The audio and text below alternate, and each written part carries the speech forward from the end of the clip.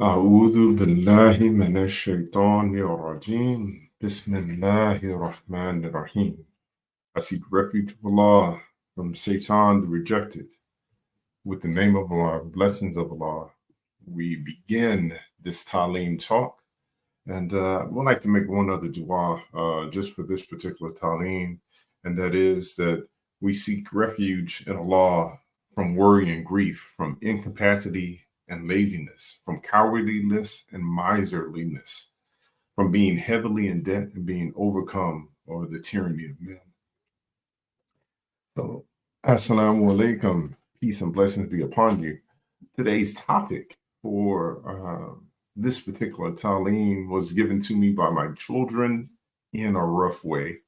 I asked my children, what should I talk about in this Taleem? And they are slightly plugged in to the world around them. So my youngest said, you should talk about Israel and Palestine. And my oldest said, you should talk about the story of all the prophets. I said, guys, you realize I only have 30 minutes to have this particular talk. They said, well, maybe you can put it together. And maybe you can talk about, Dawood and Jalut, or David and Goliath, and talk about them in reference to the conflict. It's like, maybe that's a lot of nuance to get into in this particular talk. So I am going to do my best to honor their topic by diverging slightly. I'll still mention the things that they asked me to mention, but to me, one of the things that stands out the most is this concept of hope.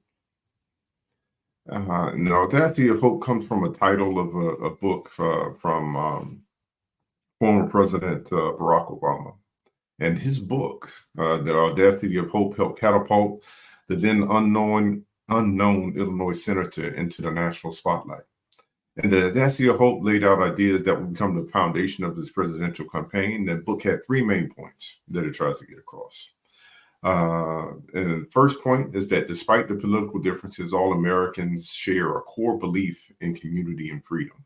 And that a lot of our problems are due to politicians becoming more beholden to their donors than to their constituents. And then finally, and that wars like the one on terrorism won't be won using violence, since ultimately these are wars of ideals. I think a lot of these statements and these ideas still ring true for us today, and definitely fit the conflicts and the different things that are going on in America and around the world that we find ourselves in. And so, again, with that theme in mind and that background in mind, when I looked at the struggle between the military might of Israel and the handful of armed residents of Gaza who are fighting back, when you look at the numbers and the statistics on those who have been killed during this conflict, I don't want to call it a war because that seems to imply that there's an army on both sides, and that's not the situation. And again, I'm not trying to let my particular politics override this concept, but regardless of where you get your information from or who you believe, the idea that there have been the loss of life, the strategic loss of life on the Palestinian side has been I would say it's incalculable, but it is definitely in the thousands. And it is said that they've killed more than 6,000 children. When I look at this number and I do my research, that when you look at the population of Gaza, that 40% of the population is younger than 14 years old. I have two boys, a 10-year-old and an 8-year-old. And that 40% of the population is this city that is definitely under fire is 14 years old or younger. Nearly half, 50%, are under 18. So as a parent, if I look at that statistic, I'm just overwhelmed by the faith that these parents must have to continue to have children and to bring children into such an oppressive condition and an oppressive environment, that the audacity of the hope that they have and the trust that they have that Allah subhanahu wa ta'ala will create a better world for the young lives that they've been bringing into the world and they are responsible for. Because when you think back to slavery days, and there was sometimes there were in the chattel slavery of the American slavery experience, that there were some parents, some mothers who refused to allow their children to be born in slavery, and even after their children were born, they smothered them, they suffocated them, they kept them from living in this horribly harsh and cruel environment. Many others had hope that one day that their children will be better, one day they could have a family, and that faith and that trust in Allah subhanahu wa ta'ala is something that sustained them. I grew up with Whitney Houston's song, I believe the children are the future. Teach them well and let them lead the way. Show them all the beauty that they possess inside. Give them a sense of pride to make it easier. Let the children's laughter remind us of how it used to be. And as parents, we have this awesome responsibility to teach our children about hope, to teach our children to have trust in Allah, to teach our children that tomorrow can be better than today. And Allah subhanahu wa ta'ala tells us that over and over again in the Quran. And specifically, he tells he gives word in the Quran to Prophet Ibrahim alayhi salam, may Allah subhanahu wa ta'ala be pleased with him, who says, who can lose hope in the mercy of his Lord except those who have lost the straight path? Such a beautiful statement, that who can lose hope in the mercy of his Lord except for those who have fallen astray, except for those who have lost the Sirat al-Mustaqim, the straight way to Allah subhanahu wa ta'ala, except for those who have lost faith. So as long as we have faith, as long as we have that trust in Allah, as long as we have that belief that we know that Allah subhanahu wa ta'ala can change things, that we know that Allah subhanahu wa ta'ala can change our conditions overnight. And so first and foremost, the lesson that I want to share, that I remind you as well as I remind myself, is to keep the faith and keep the hope. And just remember how transformative just hope in Allah subhanahu wa ta'ala, hope in Allah subhanahu wa ta'ala's mercy can be. And Allah subhanahu wa ta'ala said that there are signs in everything. And there was this experiment done in the 1950s by Kurt Richter. And what he did is a little inhumane, or a little, for the sake of science, it's a little, I wouldn't want to see this particular experiment done, but it taught an important lesson. What he did was place rats in a bucket of water, or a tub of water. And initially, the experiment was to see how long they would swim before they died. So sometimes they would swim on the water, they would duck down to see if there was a way out. And then after a few minutes or so, they stopped moving and they drowned. But then he noticed something different, that for the second group of rats that he put into the bucket,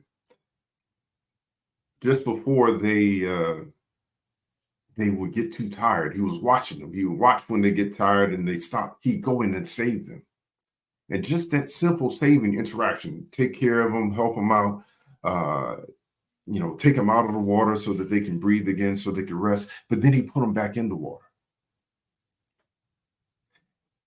And the amazing thing that happened is, unlike the ones where he didn't intervene, who died in just 5 or 6 minutes, these rats went on to swim for days, for 60 hours, not 6 minutes, because they had the hope that somebody might save them out of the situation that they were in. They had the hope that something might change. And that hope gave them the strength to persist. That hope gave them the strength to stand and fight for what it is they wanted and what it is. They fight for life itself. So as long as we keep the faith again, we should keep hope. And you might say, hey, but we're not rats. But Allah subhanahu wa ta'ala says he put signs in everything, in everyone. The whole world is a sign for us. So if you don't want to take that as an example of faith and hope, then look at the story of Prophet Yusuf alayhi salam.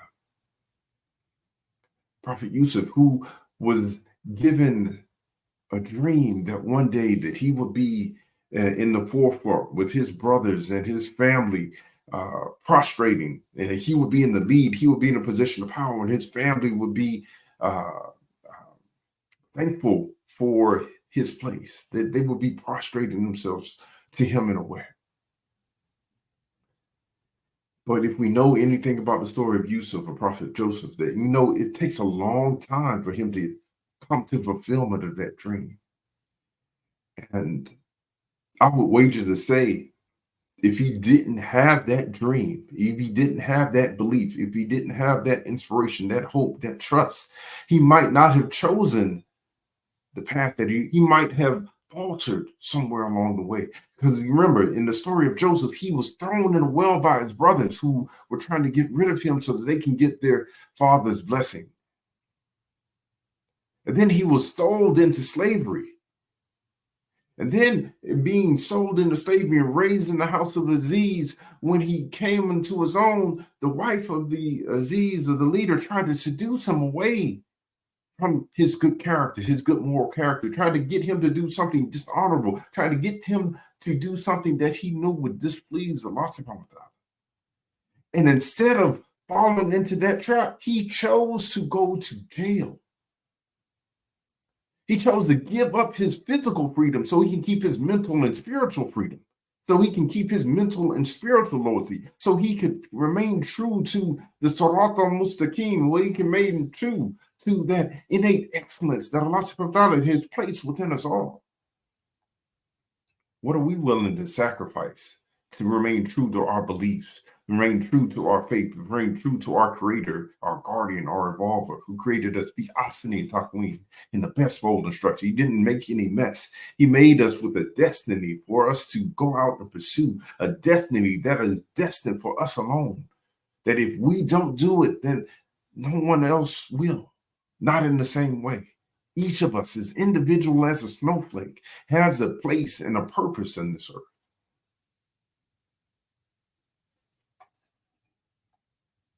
And so having that trust, that faith, is something that helped him to carry through all of those years of slavery, all of those years that he was held in jail. So that when he came out, he wasn't bitter, he wasn't angry, but he was able to take his place and his power, and he was able to fulfill the destiny that Allah subhanahu wa ta'ala had for him.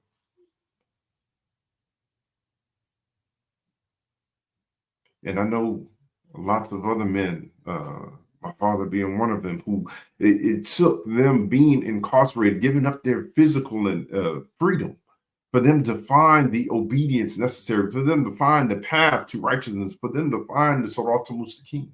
They had to be taken out of the what we call the free world, and had to be put into a place that was constricted and confining. But in that place, they found salvation.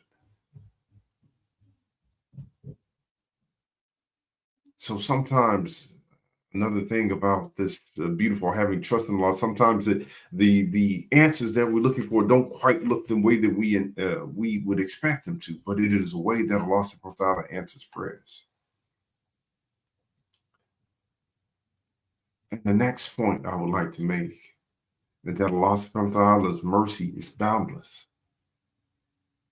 That when we say that, if we truly understand and trust that, as long as we have the faith of a mustard seed in Allah subhanahu wa ta'ala, that Allah subhanahu wa ta'ala will never deny us access to his mercy, and his mercy is boundless. There's a hadith that says that my mercy outstrips my wrath.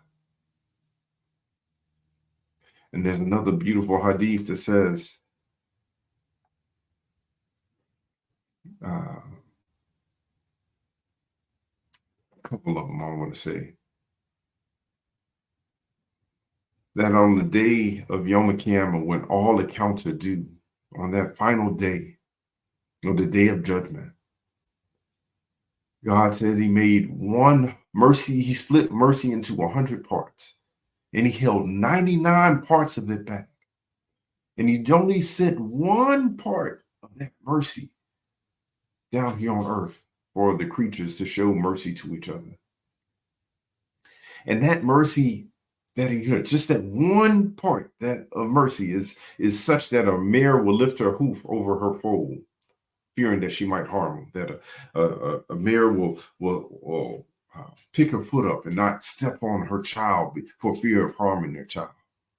That when you have been working in the sun all day, you drink that drink of water, that cool drink of water, that is a mercy from Allah subhanahu wa ta'ala that soothes and sates you, that you don't have to think about breathing, that you don't have to think about making your heart beat, that these are all mercies from Allah subhanahu wa ta'ala.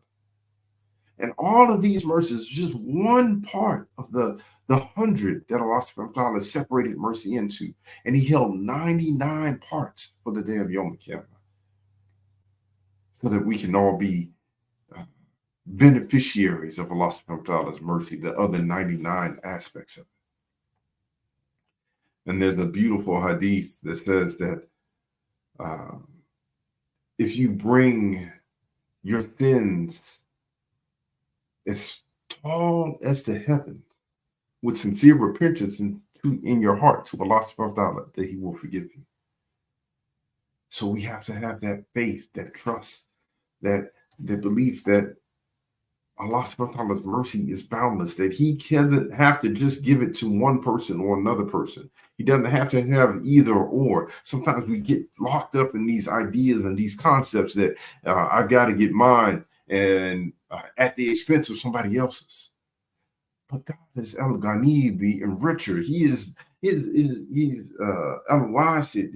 His reach is expanded, is vast.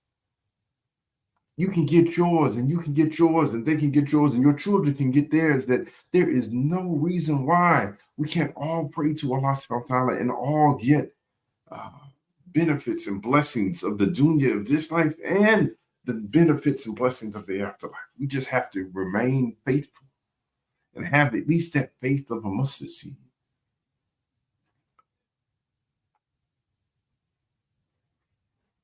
And final thought, before I kind of just open it up for questions, is that Allah subhanahu wa ta'ala, and if you have any questions, please feel free to submit your questions at any time during the comment. This is, alhamdulillah, this is Taleem. This is not Juma. You can ask questions, you can make statements, you can share. This is supposed to be interactive. I know we've gotten away from being in the musalla and being in the place where we've kept this particular aspect of the service online. But we tried to make it as easy as we could to make it interactive so that you could be there, so that you could participate and listen. And so finally, he said,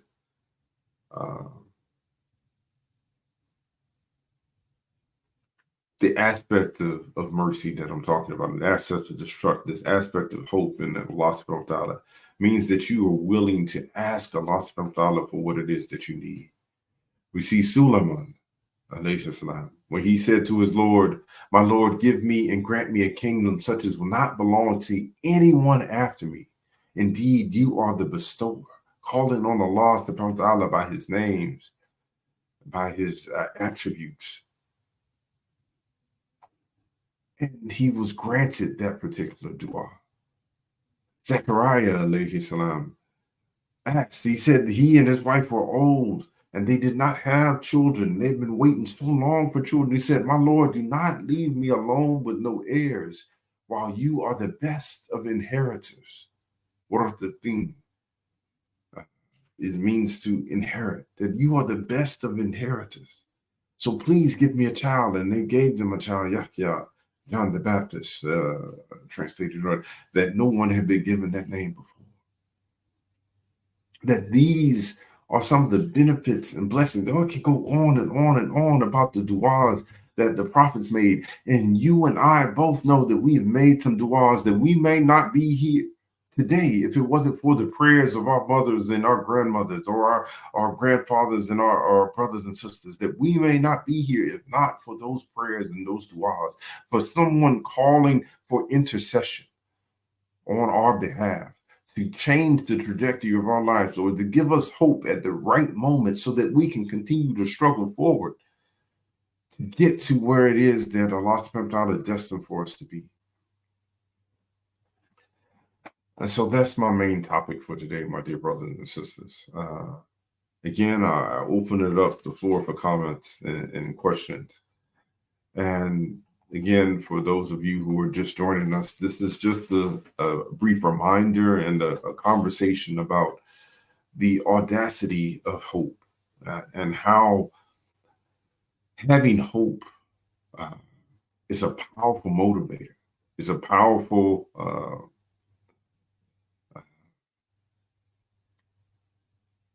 is a tool in our toolbox that we have to have, just like faith and trust in Allah subhanahu wa ta'ala, that with that tool in our toolbox, we can move mountains, we can do anything. And to kind of close out the aspect that we were initially talking about in terms of what can we do when we see injustices elsewhere? What can we do when our heart hurts because of the things that we see in the Sudan, where a civil war and unrest is going on again, where in Congo, they are again committing genocide on mass scales. And then Sudan and Darfur, again, committing genocide on mass scales. And that we've had several natural disasters that have really shaken the people of Haiti. And now it's in civil unrest, and have shaken Morocco and Libya. That we have all of these natural disasters, all of these things going on. And in addition to what so many in the media are focused on in Israel and Palestine, we have people who are hurting and in untenable situations that are beyond their control all over the world. And we are blessed to be where we are today. We are blessed to have access to clean water and food and shelter. We're blessed to have the access that we do. So some of the things that we can show our gratitude to Allah subhanahu wa ta'ala is just praying for those who don't have as much as we have, praying and making dua for those who are in those terrible straits and situations, that if we can't do anything else, we don't have the wherewithal to send money or food to any of these war-torn countries, or things that are places where they've been devastated by flood, that if we can at least have the sensitivity in our heart and make dua as often as we can for Allah subhanahu wa ta'ala to deliver them from their situation, to give them ease in their difficulties, to give them relief, freedom from their oppression, victory over their oppressors, that if we make that dua, continue to make that dua, we know that prayer changes things. We know that there is a significant power in prayer. And if that is all we can do, that is enough. That is a mighty and powerful thing to do in this day and age. Because my children go to a Muslim school here in Houston, Imam Academy, and they are constantly making dua for those who are less fortunate than they are, who are not in the situation that after every prayer we try to make it our goal as a family to pray for those who are in situations and straits beyond their control, especially those just because there's so little that we feel like we can do outside of that. But we can talk about it. We can use our political power again when it comes time to voting for people who, not being a one issue voter, but understanding the complexities of it and trying to make the best decision for your family and your community and the communities and the ideas that you hold dear to yourself, and try to make sure that you put people in place who are going to follow those ideas or adhere to those ideas as best they can, and then try to hold them accountable for it afterwards. So I still haven't seen any questions or comments. So I'm kind of winding down just in general to make sure we kind of go the next 4 minutes. But one thing I do want to say before we let you go and make sure everybody's still here, that we are continue to, as a community, try to work with our youth and make sure that they stay connected and make sure that they still, we as a community, give them hope. They have missed their weekend school sincerely. My kids probably every weekend ask me when we're going to have weekend school again, because they miss that camaraderie, that companionship. They miss being able to see each other and the community that they have. Even though they go to an Islamic school, there is something about the community of Masjid Warthaddin Muhammad and the youth there that doesn't, there's a gap or a lack that doesn't get filled any other place. And so we will have another youth field day this coming next Sunday, not today, but next Sunday. We're going to do dodgeball, volleyball, kickball competitions where it's going to be adults versus kids. So everybody ages 17 and under are welcome, and parents, you are definitely required to be in attendance as well. I love beaming little kids with dodgeballs. I think it gives me hope that our future generations will have tough skin and be ready to deal with the balls and the travails and the challenges that come their way. So if you believe in that, please bring your children out. If you just believe that we should continue to have youth programming, please make sure that you make your donations and support the running of the masjid and upkeep of the masjid. And I will put the donation links up if I can find them. Give me 1 second. I think I will put the donate. There we go. The donation links up. The masjid recently had a break-in. The masjid doesn't keep any cash within the facility, but someone apparently thought we did.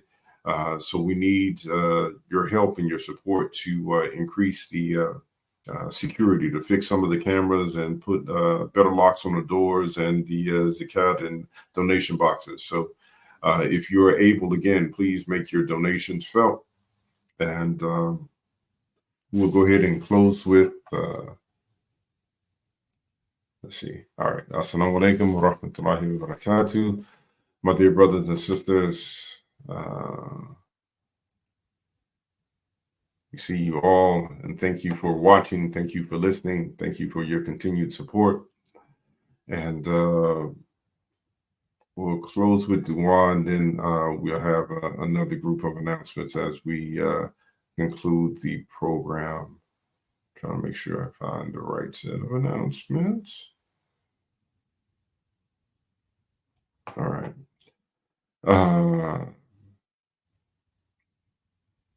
ربنا آتنا في الدنيا حسنة وفي الآخرة حسنة وقنا عذاب النار. Allah gives the good in this life and the good in the next life and save us from the torment of the hellfire. Ameen. So our community announcements, these are both for Masjid Warthaddin Muhammad and Mercy Community Center. Every Friday, we have our khutbahs at Masjid Warthaddin Muhammad and Mercy Community Center at 1:30. Mercy has a second khutbah that starts at 2:15 and ends at 2:30. So please come out. Again, the khutbah starts at 1:30 with the salat promptly at 2. Masjid Warthaddin Muhammad only has one khutbah. And again, we're asking the believers to still commit to donating just $50 a month. You can scan that QR code right there on your screen and become one of the 100 for 50 to support the masjid and all of its needs and endeavors, including our youth programming. Mercy Community Center, again, as I said before, has a 1:30 khutbah with a salat at 2 and a 2:15 khutbah with a salat at 2:30. So that you can get it in and fulfill your obligation to Allah. And Mercy Community Center also needs your support. If you're a follower of Mercy, please click on that link and come one of the merciful 313, one of the merciful small group of believers who are able to vanquish the many. So please help us do that. And again, this is our Taleem, or public address, every Sunday at 1:30. This is I am fulfilling the youth and young adults Taleem, and next week will be Mizan, the sisters Taleem. So be back for that. Again, your zakat and donations are needed from Shaheed and Muhammad and for Mercy Community Center. These are various ways that you can pay to both of those organizations. And inshallah, soon Mercy Community Center will also have a Zelle account, and we'll be updating the information with that as well. Muslim at Nights is just for sisters only, ages 13 to 18. Please follow those emails, muslimnights@gmail.com, to get more information for that amazing program. Sunday nights at 5:30. Imam Elijah Salahuddin continues to have this new Muslim orientation class every Sunday. For more information about when the class meets and how often, and if it's going to be virtual or in person, 713-381-1515. And finally, Barra's Sisters Halakha. This is a Sisters Halakha for women only that has been going on for almost 8 years now, 10 years now, every second and fourth Saturday of the month from 7:30 to 9:30. And the Ibrahim Kamaluddin Community Center. Please make dua for the community center as we are still working through getting our permits. But you are still right on time to be a part of our donor wall and following the instructions that are on the screen. Assalamu alaikum wa rahmatullahi wa barakatuh. These are the community announcements.